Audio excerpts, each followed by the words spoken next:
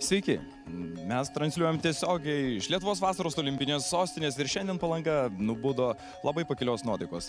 Pirmiausia dėl to, kad po trumpo vasariško lietučio oras sušilo iki maždaug 23 laipsnių šilumos, žmonės pliuškenasi jūroje. Taip pat niekas nepamiršo vakarykštės daugiau neįtikinamos Lietuvos rinktinės pergalės prieš Nigeriją.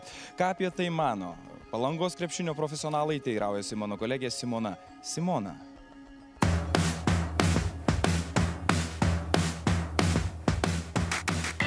Visi, sveikinuosi iš Palangos ir kalbinu Palangos krepšinio trenerį Regimantą Jušką. Sveiki, Regimantai. Labą dieną. Na, tai turbūt pirmas pats esmingiausias klausimas, svarbiausias, kaip jūs vertinat rinktinės pasirodymą, ar įvykdė jį Kęstučio Kemzūros sėkmingų rungtynių planą? Na, aišku, rezultatas kalba pats už save, rezultatas tikrai visus tenkina, tai reiškia planas įvykdytas, gal net ir su kaupu, neaišku, kiek buvo numatyta ten tų taškų, bet tie taškai, kurie laimėti, manau, kad tvirtina tai, kad planas įvykdytas.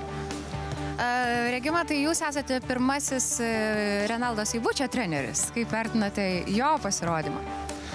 Na, Renaldo pasirodymą sunku vertinti, nes tikrai mažai žaidė, bet tai yra dėl pateisinamos priežasties, dėl patirtos prieš tai traumos ir jam dabar reikia, sakykime, pasiekti formą ir įgyti vėl trenerio pasitikėjimą ir išsikovoti vietą aikštėje.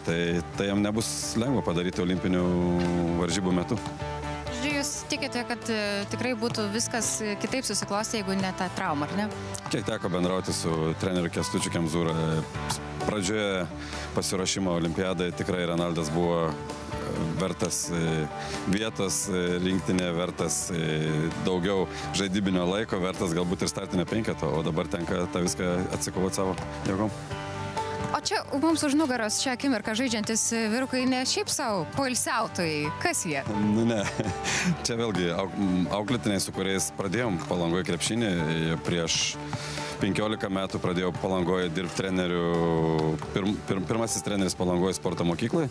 Ir čia yra pirmieji auklėtiniai, kurie baigė Palangos sporto mokyklą krepšinio sekciją. Tai pirmieji krepšininkai Palangoje po ilgo laiko tarpo, kai Palangoje nebuvo krepšinio. O kaip dabar sekasi Palangos Naglio komandai?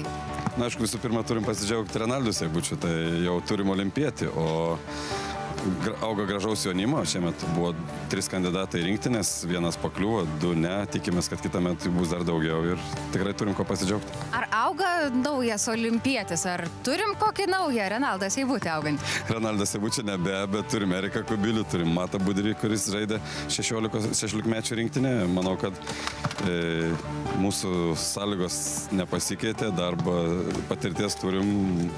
Kovosim, stengsimės, manau, kad gal ne paskutinis olimpietis Palangai. Nuoširdžiai linkiu Jums sėkmės, dėkoju už pokalbį ir atsisveikinu su visais. Iki. Ačiū Jums, sėkmės ir keičiamės turbūt instrumentais darbą.